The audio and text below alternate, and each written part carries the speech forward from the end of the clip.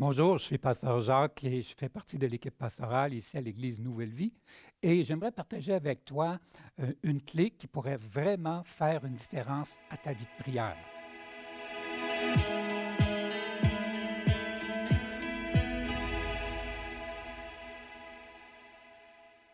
Je ne sais pas si tu es comme moi, mais prier, c'est pas toujours facile. Du moins, avoir une vie régulière de prière, c'est pas si simple, c'est pas facile. Quand je vais à l'église le dimanche et que je suis dans une assemblée, il me semble que ça coule, on se laisse porter sur la vague, on loue le Seigneur, on écoute la prédication et c'est plus aisé, c'est plus facile et on dirait que la prière, c'est quelque chose que je pourrais faire toute la journée. Mais quand je reviens à la maison, puis que je suis dans mon quotidien, il n'y a plus cette même vague-là et c'est plus difficile. J'ai l'impression que mes prières s'arrêtent au plafond et que je ne vois pas des résultats concrets à mes prières. Un bon moyen pour améliorer notre vie de prière, c'est de participer à un groupe partage et de prière. Un groupe dans lequel il y a des personnes comme toi, comme moi, qui ont les mêmes genres de combats, le même genre de problèmes, qui vivent les mêmes réalités. Participer à ce genre de groupe-là en semaine peut complètement changer ta façon de vivre ta foi et augmenter l'efficacité de tes prières. Vous savez, Jésus connaissait bien la force d'un petit groupe. Il a exercé son ministère, bien sûr, avec les foules, dans le grand public, mais il exerçait aussi son ministère dans des plus petits rassemblements, dans des maisons, dans des petits groupes. En fait, il faisait les deux. Il était en public, mais aussi dans des maisons. Si tu portes attention en lisant les évangiles, tu vas réaliser rapidement que Jésus faisait beaucoup de choses dans les maisons. Par exemple, dans l'évangile de Marc, c'est dans un petit groupe que la belle-mère de Pierre est guérie. Marc chapitre 1. C'est dans une maison que le paralytique fut descendu du toit et guéri de sa paralysie. C'est aussi dans une maison que la fille de Jaïrus, le chef de la synagogue, a été guérie dans Marc chapitre 5. C'est encore dans une maison que la femme dont la fille avait un démon est venue supplier Jésus pour les miettes de la table, en Marc chapitre 7. C'est alors qu'il est seul avec Pierre, Jean-Jacques, son petit groupe intime, que Jésus sera transfiguré. C'est à la maison que Jésus va aborder des sujets comme qui est le plus grand, l'importance du mariage, ou encore qu'il va expliquer ses paraboles comme en Marc 7 ou en Marc 10. C'est dans la maison de Simon le lépreux qu'une femme va venir laver les pieds de Jésus avec ses larmes et verser du parfum sur lui. Et c'est dans le même chapitre, au chapitre 14 de Marc, que Jésus va instituer la Sainte Seine dans une maison. Comme tu peux le constater, les évangiles nous montrent que Jésus exerçait beaucoup de ministères et faisait des grandes choses dans les rencontres plus intimes. En fait, un petit groupe, c'est important parce que dans un petit groupe, tu peux apprendre à connaître Dieu de plus en plus. Dans un petit groupe, tu peux connecter plus intensément avec les gens que dans une grande assemblée. Et dans un petit groupe, tu peux contribuer à aider les autres plus spécifiquement, aux besoins spécifiques de certaines personnes qui sont dans le groupe. Je reviens à la prière. J'ai ma vie de prière personnelle, je prie, j'ai ma relation avec Dieu et des fois j'ai des combats. Je viens à l'Église, j'ai ma vie de prière ensemble, de louange et c'est hyper important. L'Église prie, c'est important quand l'Église prie, il ne faut jamais négliger de prier avec l'Église. Quand on prie avec l'Église, c'est une démonstration d'unité. On prie pour des grands thèmes et c'est hyper efficace. Mais je prie aussi en petits groupes, en plus petits groupes. Prier en petits groupes, c'est plus intime, c'est plus personnel. On prie pour tes besoins dans un petit groupe. Dans un petit groupe, lorsqu'on est ensemble, on se joint ensemble, on joint nos forces ensemble pour le besoin de l'autre. C'est comme si chacun mettait en commun sa foi à celle de l'autre. Ainsi, le faible devient fort. Lorsque tu essaies, par exemple, de soulever un objet lourd, très lourd, et que tu es tout seul, c'est extrêmement difficile, c'est pénible et ça peut devenir décourageant. Ça ne bouge pas, il n'y a rien qu'on peut faire.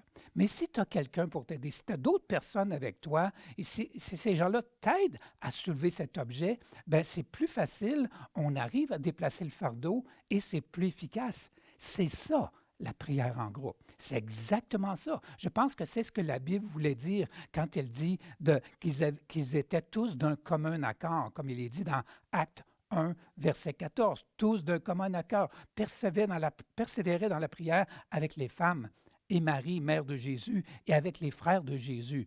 Le fait qu'ils nomment des noms montre à quel point c'était intime, à quel point c'était un groupe plus petit. C'est comme joindre tous nos faisceaux laser tous ensemble pour transpercer des murailles que nous n'aurions pas pu percer si nous étions tout seuls. C'est quand on joint nos prières ensemble qu'on peut briser des murs dans nos vies en mettant toutes nos prières ensemble. Prier d'un commun accord, c'est s'accorder sur un besoin. Et tous ensemble, on fait monter nos prières. C'est ce qui se passe lorsque je suis dans un petit groupe et que je partage mon besoin. Tous s'unissent avec moi pour porter mon besoin. Et c'est là que le Seigneur se met à agir.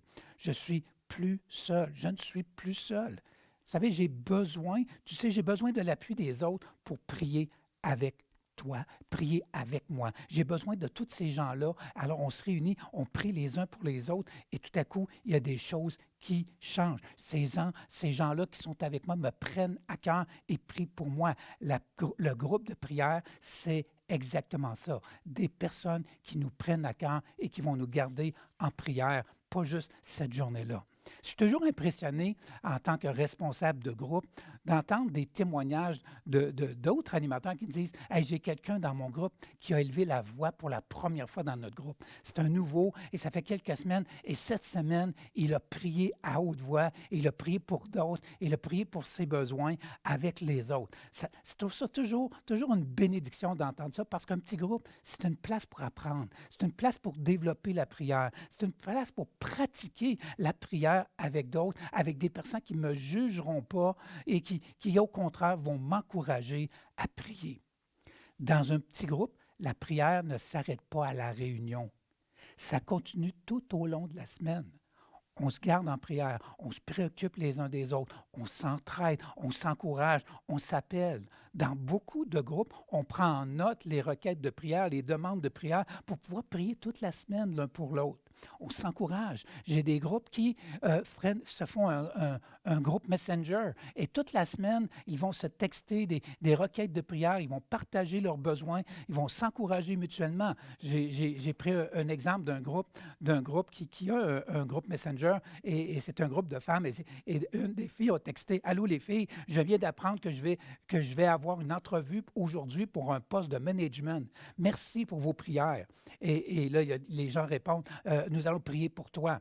Le lendemain, quelqu'un a dit puis comment a été ton entrevue? Ça s'est très bien passé. Merci Seigneur, je suis contente de mes réponses. Merci pour votre soutien. Dans le même groupe, il y a une autre femme qui écrit s'il vous plaît, priez pour ma fille. Son dos est bloqué. Le médecin l'a arrêté de travailler, mais elle n'arrive même pas à marcher. Il semble pas trop s'intéresser à sa maladie. Et les gens ont répondu, on va prier pour elle, on va prier pour toi. C'est ça un groupe. C'est ça qui fait la différence.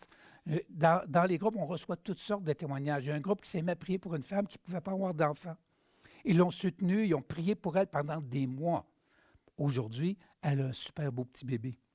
Elle est reconnaissante pour son groupe qui, tout au long de ses doutes, de tout cela, l'ont soutenue dans la prière.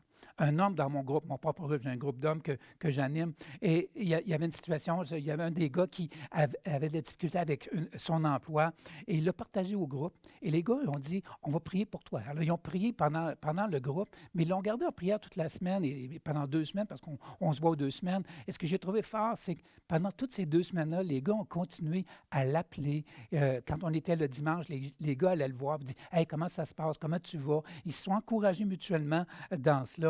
Et à la rencontre suivante, il a témoigné qu'il avait eu un nouveau poste à son travail, plus épanouissant et mieux rémunéré. Et il était hyper reconnaissant pour les gars, pour leur soutien et leur engagement. Dans un autre groupe, une personne avait quelqu'un très proche d'elle qui est décédé. Le groupe a prié pour elle afin que Dieu lui donne du courage et la console. Mais au-delà de la prière, ils ont préparé des repas pour lui démontrer leur amour. Ils l'ont soutenue. Ils ont même eu à cœur de faire une petite collecte pour elle, pour la dépanner pendant les premiers jours du deuil, alors que c'était un petit peu difficile. C'est ça, un groupe Nouvelle Vie. C'est ça qui fait toute la différence. Et c'est important. C'est important d'être ensemble, de se soutenir ensemble dans la prière. Alors, quand on prie et qu'on veut vraiment voir la différence dans notre vie de prière, et quand on est avec d'autres personnes, ben c'est plus facile parce que j'ai des gens qui prient, alors que moi, peut-être, j'ai des doutes, alors que peut-être que moi, j'ai des craintes. Ben, ces gens-là prient pour moi. Alors, toi aussi, tu peux faire partie d'un groupe. Alors, qu'est-ce que tu attends pour faire partie d'un groupe et améliorer ta vie de prière? Peut-être que tu as peur, peut-être tu dis, ah, peut-être que j'aimerais pas cela, peut-être que ça ne marchera pas. Bien, je te dirais, essaie-le, essaie-le. Qu'est-ce que tu as à perdre? Ça ne te coûte rien, tu ne signes pas de contrat, ce n'est pas un contrat à vie. Alors, tout ce que tu as à faire, c'est essayer et voir la différence. Viens prier, viens partager dans un groupe. Je suis certain que tu seras béni et que les autres seront bénis, que toi, tu sois là avec eux en prière, avec eux. Partager tes besoins, pas juste les garder pour toi, ne pas rester seul avec tes besoins, mais de les partager à d'autres. Ça fait une grande différence dans nos vies, dans ma vie, et les résultats vont suivre.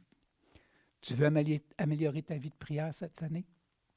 Inscris-toi dans un groupe. Inscris-toi maintenant dans un groupe. Inscris-toi là tout de suite dans le lien que tu as reçu pour cette vidéo. Il y a un lien qui est là, qui est le formulaire pour les groupes. Tu as juste à remplir le lien. Tu as juste à remplir ça. Et on va te contacter, puis on va te diriger vers le meilleur groupe pour toi. Le meilleur groupe qui est adapté à qui tu es. Et pourquoi pas partager la vidéo que tu écoutes avec tes amis, avec des gens que tu connais, et même invite-les à venir dans un groupe avec toi. Alors peut-être vous allez former votre propre groupe. Pourquoi pas vous inviter à prier ensemble, à partager ensemble, et je suis certain que vous verrez la différence et que vous allez voir des témoignages de résultats de prière. Ne demeurez pas seul, joins-toi à plus d'un millier de personnes ici à Nouvelle Vie qui partagent dans les groupes, qui prient ensemble dans les groupes ensemble. Ça fait toute la différence. J'espère que mon petit conseil va t'aider. Passe une belle journée.